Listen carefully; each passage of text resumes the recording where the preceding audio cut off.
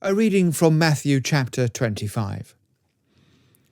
Jesus said, "Then the kingdom of heaven will be like 10 virgins who took their lamps and went to meet the bridegroom. 5 of them were foolish and 5 were wise. For when the foolish took their lamps, they took no oil with them, but the wise took flasks of oil with their lamps. As the bridegroom was delayed, they all became drowsy and slept. But at midnight there was a cry, 'Here is the bridegroom, come out to meet him.' Then all those virgins rose and trimmed their lamps. And the foolish said to the wise, 'Give us some of your oil, for our lamps are going out.' But the wise answered, saying, 'Since there will not be enough for us and for you, go rather to the dealers and buy for yourselves.' And while they were going to buy, the bridegroom came, and those who were ready went in with him to the marriage feast, and the door was shut. Afterward, the other virgins came also, saying, 'Lord, Lord, open to us.' But he answered, 'Truly I say to you, I do not know you. Watch therefore, for you know neither the day nor the hour.'" This parable that Jesus speaks here is of his return. An Advent, which we're getting closer to, traditionally looks forward not only to the birth of Christ, the first coming of Christ at Bethlehem, but also looks forward to his return in glory. There's always been in the history of the church this double aspect of Advent.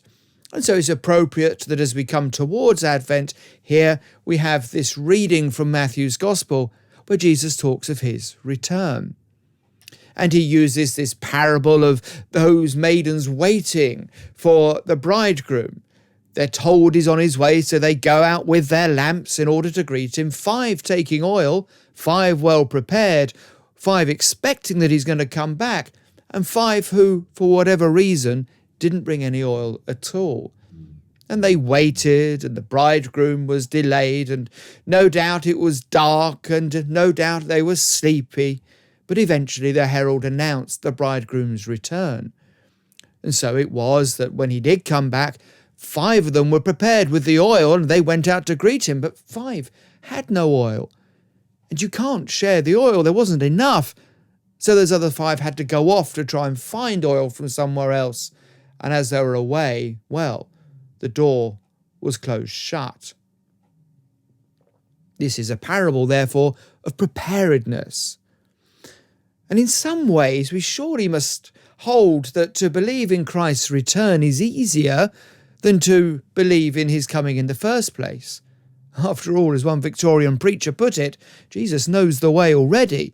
If he came once at Bethlehem, why not come again in glory?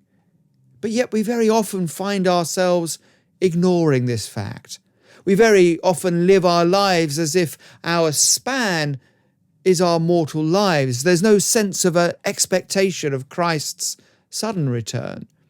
And of course, the 2,000 years and some which have elapsed since his first coming have tended to dull our wits towards his second coming. And so we put things off. And so we're ill prepared. So we don't have our oil with us prepared. We don't turn to the unction, the oil of the divine Spirit of God. We think we can do these things later, and then at some stage it's too late. And so we have in this parable a parable of watchfulness, of preparedness. And I wonder what changes it would make to your life if you thought that at any moment, morning, noon or night, Christ could come. How would that affect the way you spend your life today? How would that affect what you do now?